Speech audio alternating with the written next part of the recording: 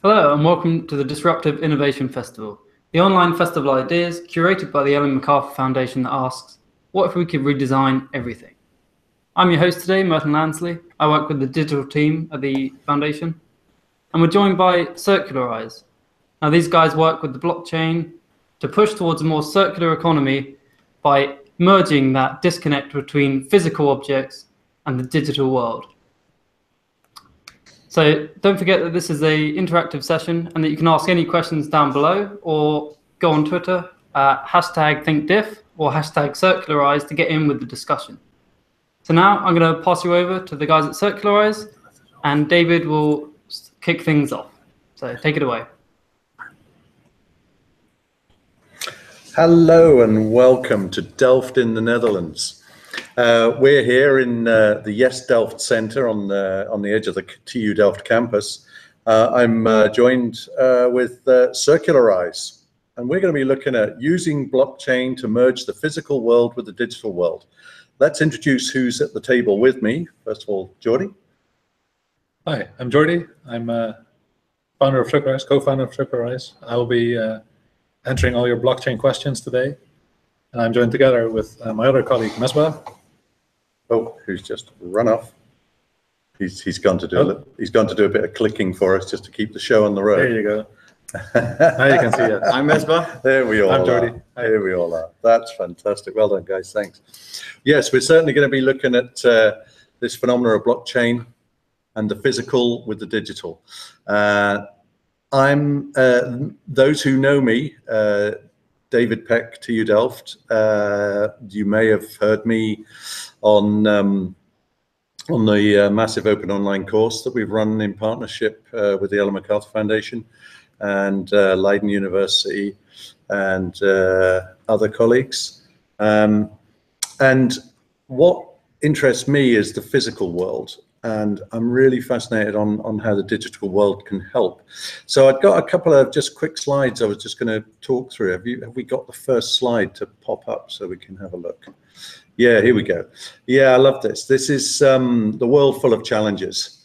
And I mean, this isn't a comprehensive list. I mean, the challenges are so long in the world that we can't get them all on one slide, but I'm particularly been focused in my work on materials. That's one of the bottom clouds you see down there, not to exclude all the rest.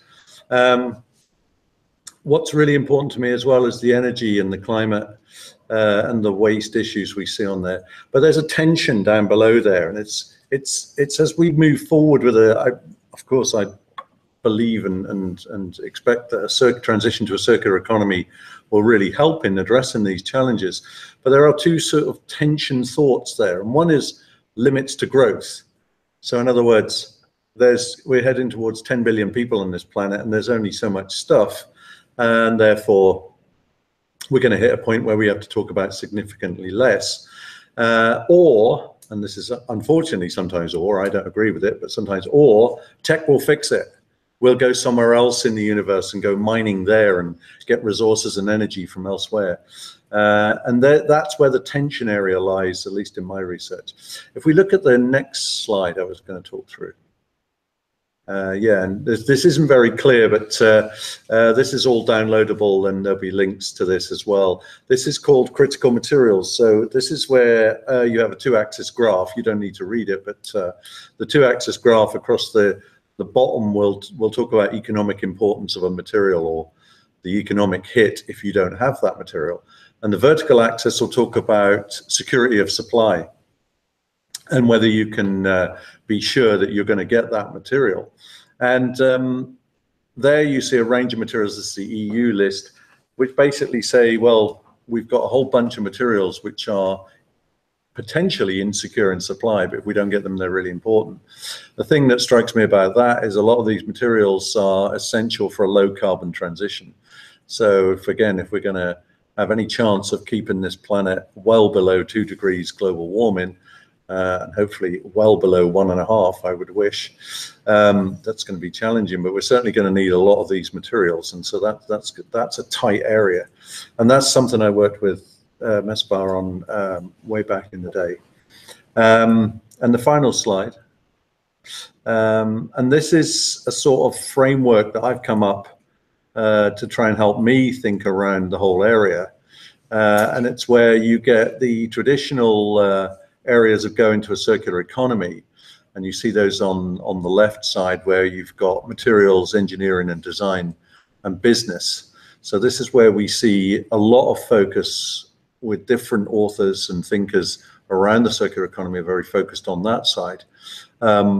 What I'm equally interested in, and I looked at this from history as well, is if you're going to have a transition to a circular economy in a resource-constrained and energy-constrained world, we definitely need to talk about policy and regulation in society. And we need to bring that all together. And that's a really big challenge. But I think that's one that potentially new entrants, new companies like Circularize may be addressing. Thoughts, colleagues? Tell us about what you're doing. So my name is Mespa Sabur. I was back in the day, as Jordi already said, a graduate student of his. While I was working on my thesis at the Delft University, I addressed critical materials from an entrepreneurial perspective. I was trying to see whether we can use some entrepreneurial work and basically understand the critical materials. And well, I'm still not understanding it, because as I understand, it's like an extremely hard topic. But we got up to a point where actually we could, call ourselves a startup. Got funded by the EIT raw materials. So that's where we are right now. That's Circularize, and our mission is basically to make sure that communication in the value chain is established in a very open and secure way, because we think, and that's also one of the findings of my research back then, was that talking about materials and being able to get the right information at the right time as a recycler or refurbisher is critical in actually being able to do any sort of re-looping of these materials, whether that's refurbishing or recycling or redeploying the materials in whatever way. So yeah, that's a bit of Circularize. We're going to go more in depth in a moment. So hold on, let's just be clear then. So you're saying if you have better communication with key actors in the materials value chain, it will increase the likelihood and increase the benefit of closing material loops. Yeah, definitely. Is that the basic sum of what your business is? Exactly. So to give you an example, while I was doing my research still, I looked at a recycling company. I'm not going to name them because there were like a few, but they were recycling companies here in the Netherlands, and they are like top notch. They're like the best recycling companies in terms of standards and all that stuff, in terms of output in the world. But the thing that I was shocked to see when I was there is that they are using a lot of manual labor to extract certain stuff and to sort it. So, for example, they need to sort batteries in a different stream. They can't put it into the same stream, or PCBs in a different stream. And they're using manual labor to just crush them and see whether there is a PCB inside, and if so, what kind of grade or what kind of quality it is. And the same goes for a lot of different factors as well. So I was shocked by that, and I thought to myself, why is it that they can't just make these sorting decisions automatically or in a way more efficient way? Because there is sometimes they just open a television, it takes them 5 minutes by hand screwing all that stuff and just hammering it down. And then they see no mercury, for example, so they've done all the work for nothing, but just they can't do it any other way, because they have to make sure that they don't put mercury in the wrong streams, right? So there's a huge communication barrier there, where they just don't know the right information, whether that's as simple as a battery presence or maybe more refined information as contents of materials and flame retardants, for example. Okay, so you've got a lot more now. You're telling me about closing loops, talking about recycling, you're talking about possibly reusing components and this sort of thing. Typical good things to do in a circular economy. But I'm still not clear, Jordi. I'm not clear on there's this communication thing. So how's that working? How's this communication operating? So what we've seen right now is that most of the communication is either done just by email, by emailing each other and just asking what is in this product. There is actually one giant manual that recyclers can get where producers explain how to best take apart their products. But this is a paper document. And if you visit the recycling facility, you'll just see all these manual working standing there in a line. They're not going to browse through a paper manual just to see how they should work. It takes too much time. And isn't there a lot of variation in the stuff that's coming in? So, I mean, yeah, so you don't know what's coming next. Yeah, it can be stuff from 20 years ago. It can be stuff that was put on the market just last year. You don't know. Okay. And this mixture of different types of equipment and different ages, basically, where we use different ways of putting stuff together, this is a really giant barrier. And the communication is just, it's not happening. There's no extra benefit for a producer to actually communicate about this. Okay. Why should they? So how do you do it? How do you solve this? So what we found out is that producers, they don't want to overly, they don't want to share all their private data. So they're not going to give you the bill of materials just because you ask for it. So we can either wait for legislation, which has been promoting this for about the last 30 years, I believe, or we must find another way to give recyclers the ability to recycle properly without actually sharing that information. So this is where blockchain comes in, not your normal run-of-the-mill blockchain. Basically, what we are developing here is a new system, which is called smart questioning, where you can leave all the data at the producer and you can ask questions to it. So the bill of materials is at the producer's office, and you just ask, is there a fire retardant in the plastic?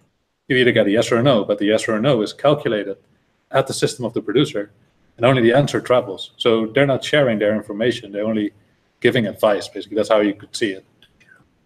I just got a nice update. So if you have any questions about circular economy or blockchain, please use Twitter, use the chat feed of this video. We can see everything, we'll answer all your questions. But yeah. That's about it. Okay, well, treat me like an idiot. I know you guys normally do treat me like an idiot, and that's the comfort zone I like to be in. So I don't actually, I don't understand what blockchain is. So I'm sitting here and going, hold on a minute. I've got this blockchain phenomena. I've got this system where I can interrogate things. I still can't see how it's all working. Fill me in a little bit more. Tell me a little bit more about this blockchain idea. Why is it the key to making your business work, and why is it so different? What's so exciting about it? Yeah. So we started off by having a very traditional way of working. So we come up with a system that allows for producers to upload their data onto our databases that we use, and then this data can be extracted or be viewed into by a recycler. So there are obviously producers who would like to do this. They're like, oh, I'm gonna help as much as I can. I think recycling is important, and they help you. And we also have an app for the consumer, so we got all that covered. But then you have this with producer number 8, let's say Philips or Samsung or whatever, and then you go to another one and you ask them the exact same thing. So at some point, you're going to grow and grow, and that's where the limit is in a traditional way of working, in our case. So what you see is that if you're gonna go and set an industry standard, which is something we need, otherwise it's never going to work, is recycling is only receiving 1 out of the 20 products with our label or with our system. It's not efficient for them to use. So you need to have at least 80–90% of the streams that use the same communication system, otherwise it's not going to be effective. So hold on, you're now telling me there's a label in a system. Yeah. So what's this all about? Come on, let's get clear on this. Let's start from the beginning. So yeah, if you look at the way we embrace the system is like this. So we have an example product here, and we want the recycler, obviously. Hey. I like bright ideas. Bright ideas. Do you get the joke? Sorry. You can turn it on, actually. Yeah, don't turn me on.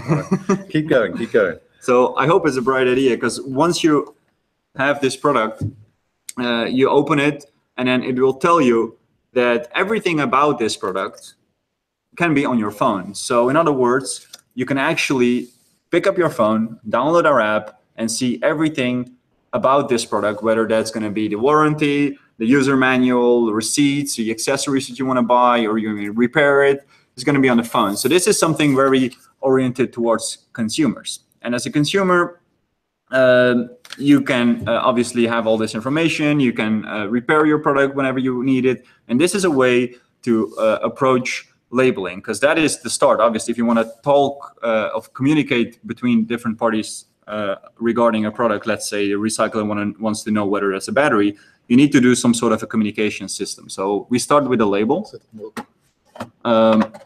And the label is, in this case, here. Let's see if I can show it to you guys. There it is. Focus. Yeah. So that's our label. It's called a CirQR label. It's a circular QR code. I was going to say it's a QR code. It's a QR code. Oh, and nice. So you will basically, with any modern smartphone, you'll be able to scan it and get all this information. And the reason we do this is that as a producer, once you put products on the market, it's usually a very, very like a black box situation. So it's put on the market, people buy it, and then you don't have any way to trace it. You don't know how long people use it. You don't know whether they still have it, whether they're excited. So there's no communication channel between the producers and the consumers. So hold on, is this QR code and this information and now this customer relation, this is a nice thing for the manufacturer. Exactly. So this is a hook for them to engage. Yeah. So okay. Jordi said there is no reason for a producer to just start giving their material data to us and just collaborate. Because that's just a cost. Of course, it's nice, but if it's not giving them anything in return, why should they? And this is the way we approach it. So I hope it's clear now that with the label, the producer gets a connection with the consumer, but at the same time, we can use that exact same label once this product, I hope it's never getting to a recycling phase because it's such a nice product, but if it gets there, the recycling can just scan it. We all have to die sometimes. Even beautiful people like us eventually will move on. At some point, we'll it's all over. Move on. Yeah, and this product will move on. And this one has got a wireless charger in here, but at some point we might even not need the wireless charger. So at some point, this product gets obsolete, right? So could this information also help me upgrade the product? Sure. So then I can have a relationship with the producer and I could upgrade it. So we're not customize it. We haven't got to recycle it yet. No. I mean, there are many loops before we get to recycle. You can even use this label to put it on eBay with just by scanning it. Okay. That's it. So it's a way to basically engage in various digital communication channels just by using that simple label. Okay. For the consumer, and then for the recycler, they can get the right information. So but Jordi, sorry to interrupt, but is it only recyclers? Is this not? Would this be any use? This information for a remanufacturer or for a repair organization? Anywhere in the value chain, not even past consumer, but also before. So even from the mine, this system already holds value. So basically, we don't care what kind of information you want to add to this label. It's just like a serial number. So this product has a unique serial number, and if you buy the same one, it'll have a different number. And because of that, you can do all your big data analysis without actually asking, for instance, the consumer, like, what's your name, where do you live, what's your email address? Because you already know the product is unique. So you can already do a lot of analysis there. And then any information that you add, you decide what happens to it. So is it something that you want to share with everyone? Is it something that must be behind the smart questioning layer, or is it something that you just want to use internally? So even if you just track shipments in your own company, you can also use the same label.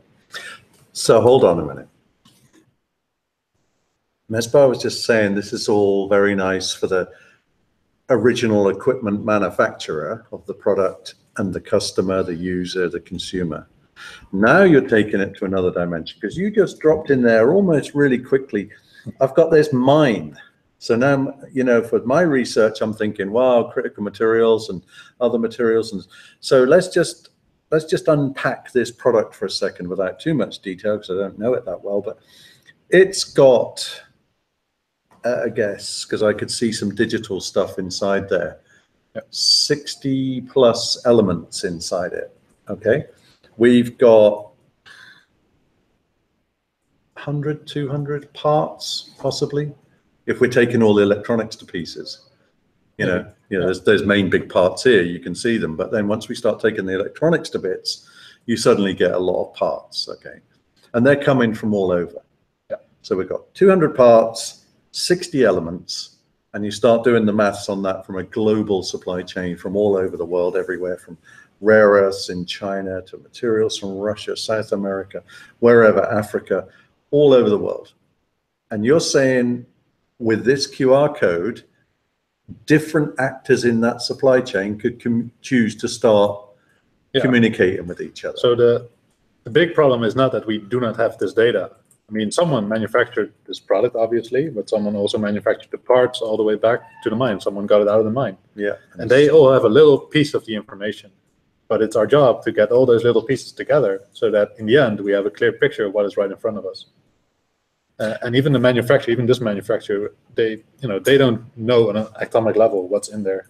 They don't know. So what is it about the blockchain thing that stops like somebody with evil intent? Because I've noticed this in the world. I've noticed there's some not very nice people out there.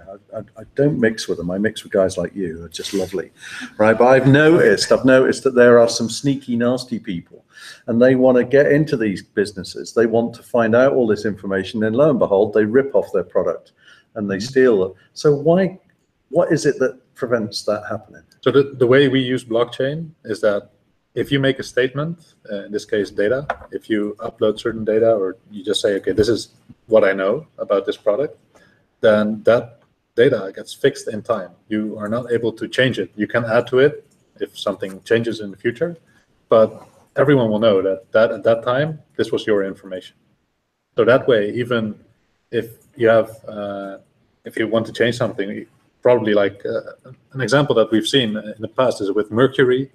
In the past, everyone used mercury. It was no problem. And then after a while, we found out that it was not so good for us. So certain producers, they decided that all of a sudden, all the products which were already sold and on the market didn't contain mercury anymore. And with this system, you won't be able to do that. You cannot lie about what you said in the past. That's blockchain, basically. Okay. Well, that doesn't explain to me how somebody can't hack this and get information out of it. So there are two. When people say hacking and blockchain, they're like two things. Okay. You have the blockchain itself, which is very, very hard to hack. So the way that the system is built is that you have all these computers that are linked to it. They offer, in this case, right now, proof of work. And if you want to add some other data to it, you have to be better than all those computers. Basically, it's like a race. That's hacking the blockchain. What is easier to do is hacking someone that is using the blockchain. So we've seen that in the past where cryptocurrencies, the exchanges got hacked. And that's where people lose all their money and get furious. This would also still be a risk at our system. So if you go to the mine, if you hack the mine and state that your gold is better than someone else's gold, for instance, you can still do that. But that happens to companies anyway. Yeah, we cannot change that, but at least we can now prove that it happened. Oh, okay. All right, so you get early warning. Okay, so I'm now in this value chain. We've now got this information flowing around. I mean, I'm guessing with companies, I mean, it won't be that everything is uploaded all at once, or is that's not how it works, right? Or how does it work? No, the way it works is basically with something that Jordi mentioned very quickly. Now it's a term that we refer to as smart questioning. So companies have their data. Let's say they know what's inside, how they build it, and another stakeholder has some other data, and all that. That's, if you take that all into account, we know a lot about products, but it's not at one point. So traditionally, you either have to put it all at one point, which gets very sensitive for hacking purposes and all that stuff, or you say, and that's what we are doing, people or stakeholders can keep their data at their own internal servers, And we use something that's called smart questioning to refer to that. So a party can add, let's say, whether they put a battery in there and what kind of battery that is, and another party does not get all the information unless it's put there by someone, and then they can refer to. And let's say a recycler, they can be audited by upfront, and then by that, if we know that it's like a good recycler, otherwise that if everybody can do it, they can actually extract this information, and they say, all right, is there XYZ in this material, and then it will go back to the whoever put the data on there. It will be verified, and it will comes back to the recycler as a verified answer. And so that's a sort of quality gate guard on the system. Okay. So I'm beginning to get this now then. So this is an opportunity, because for those who don't know, I mean, this problem of knowing where stuff is, because you can look at a product like this and see some lovely, looks like softwood on the side. I'm not sure, but it's lovely wood on the side here, and I can feel there's some nice metals here, and because there's glass here. So we can see some materials are fairly obvious. It's electronics in the materials in the electronics, for instance, that we can't see and we don't know what they are. They're weird and wonderful names like neodymium, dysprosium, and terbium, and all this lovely stuff. You were so modest earlier on. You said to everybody, "Oh, I didn't learn much. I didn't get everything." You got everything. I know you did. You really understood it really well. So these are what it's unfair, but my science colleagues get really angry with me, but I call them hidden materials, right? So they're not scientifically, they're not hidden, but we can't see them. And now you're saying this idea of your business offering and this opportunity through facilitating blockchain in this way begins to bring them out into the light. We can begin to know where they are, exactly, which would be a tremendous breakthrough.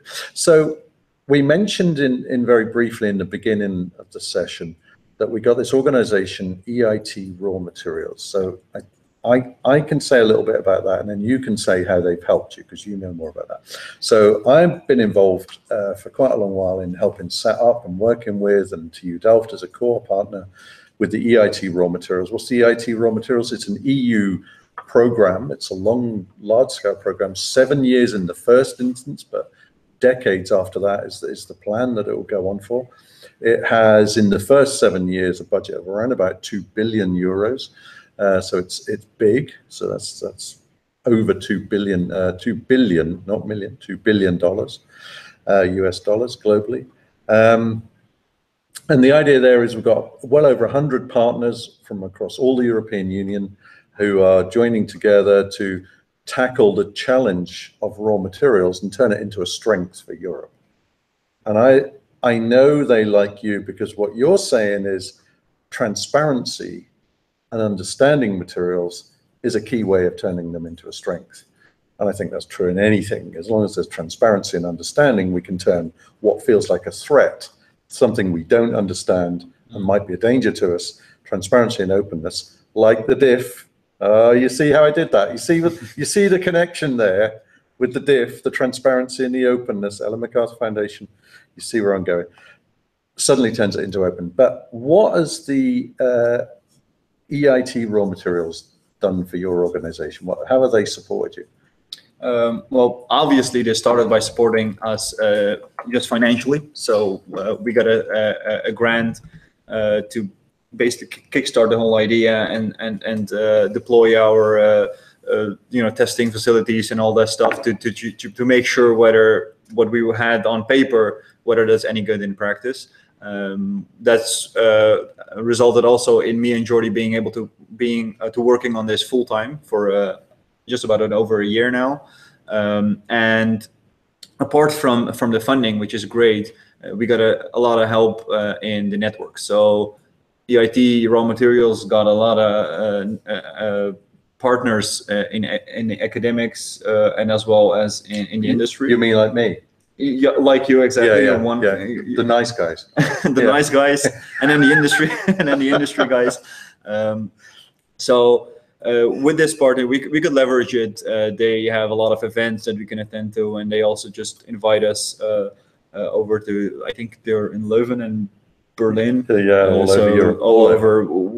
And this allowed us, for example, one thing that we did was go to Milan at a recycling facility. It's called Relight, and we actually tested this label. So we labeled a bunch of products and made a very hacked a scanning system there, put a laptop, and these guys who were working there for 7 to 9 years, we just gave them a scanner and said, instead of doing it the old-fashioned way where you just hammer it open and see what's inside, use this scanner and pretend that the system is already working. And then the laptop would show them a big color which indicated how to sort the stream. So that's the idea that we're pursuing, that just by scanning it manually, or maybe with an automatic system in the future, you can sort these waste streams very easily by using the label. And that's what we tested through the help of their network. So you tested it out in a recycle.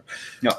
Just for any listeners out there, viewers, do send in your questions, because we'll pick them up if you give us anything on the Twitter feed and anywhere any other ways, we'll pick those up and answer them while we're still live. Geordie, so we've got this lovely product here in front of us. You've clearly here got a super manufacturer engaged with putting the code on, because that's got to be key, isn't it? Because if the manufacturer don't put the code on, that's basically the only requirement for them. Put the code on there, on the product itself, not the packaging. Well, you can add to the packaging, but it has to be on the product. So we're looking for manufacturers out there to listen to this, to watch this, to engage with us. Yeah, that's correct. And start contacting you to say, what's the deal? How do we do it? What do we get out of it? Yeah. And the best part of the deal is that you don't have to pay us. So, free lunch. He said it. It's not, there's a difference between not paying and free. Okay. You do have to pay for it. Okay. But the way we are designing it now is that the system itself and the labels itself can become circular as well. So if a recycler recycles this product properly, they will actually be able to resell that label back into the chain to whoever needs it, and they can keep using it and using it. So for the first time, you would obviously buy the label from us. Right now, it's priced at €1 per label. €1. That's it. Then you can use it for the specific product. Wow.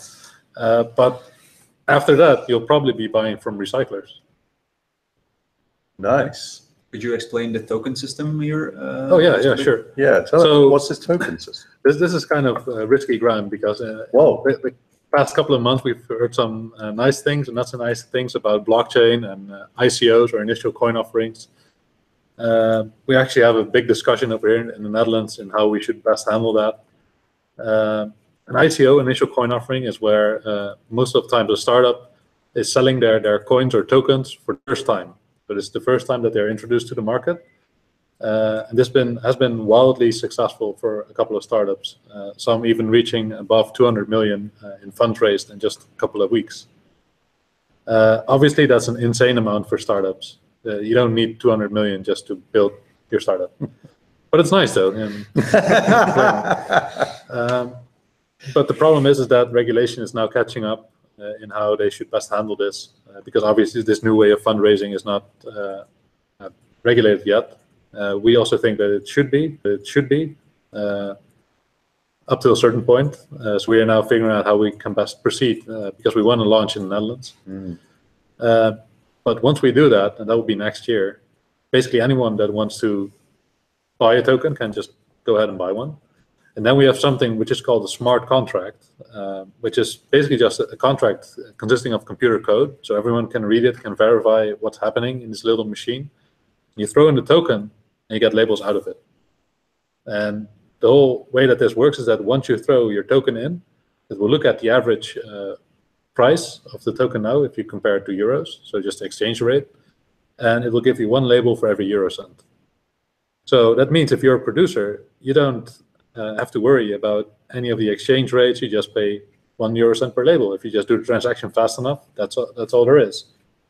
And then there are some people that like to speculate basically on the value of the token going up. And with this model, they can go ahead, because you can just buy tokens and wait a while and either change them back to euros or change them to labels later at a later stage. But the key of this system right here is that if we look at consumer electronics, for example, these products, they have an average lifespan of about 7 to 10 years before they reach the recycler. So usually people use them and then they put them in an old drawer in a box and they stay there for a couple of years before they actually get thrown away. But once we put this label on the product, as the producer does this, basically what they're doing is they're locking this 1 euro cent of token value in the product.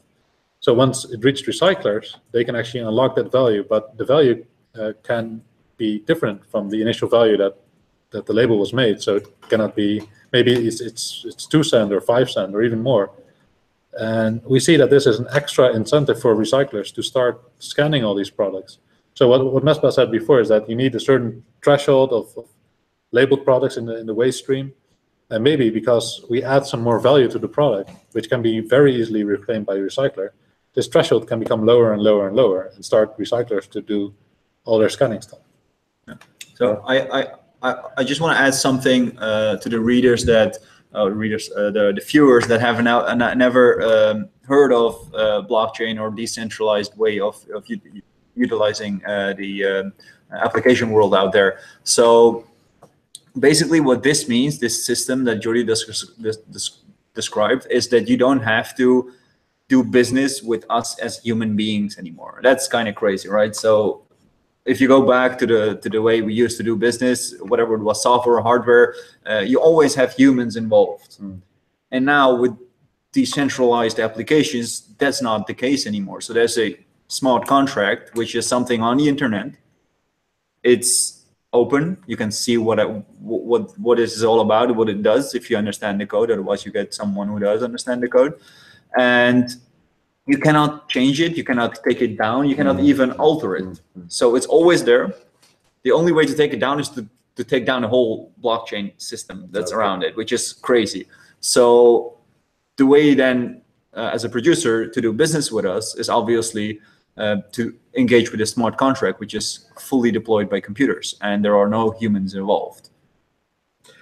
That's crazy. Okay. I think we're coming to the end of the session. I'm looking across at my control desk here.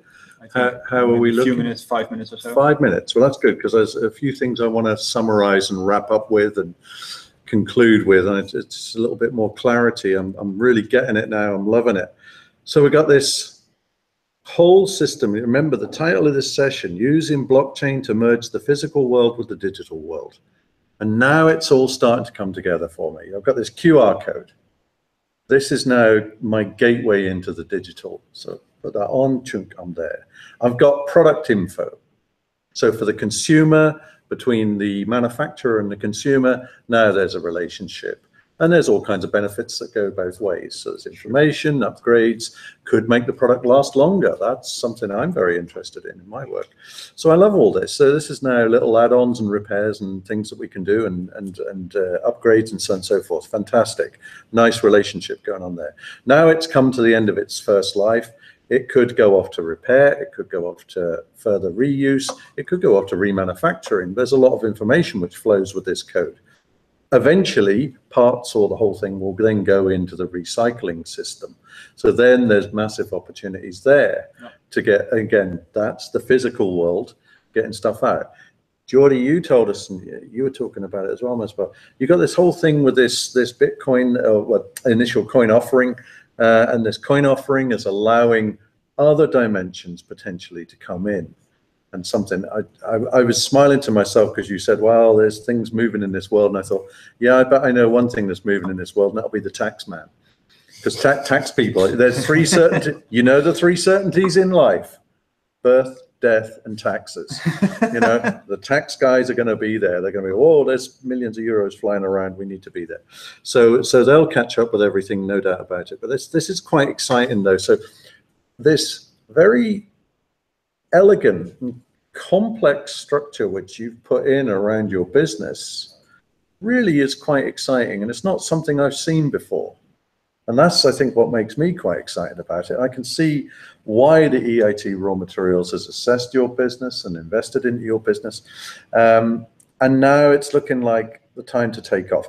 So for those viewers out there who are excited about this, and they should be excited about this, they can go on a website, get more information. Yeah, circularize.com. Circularize.com. You heard it here, circularize.com.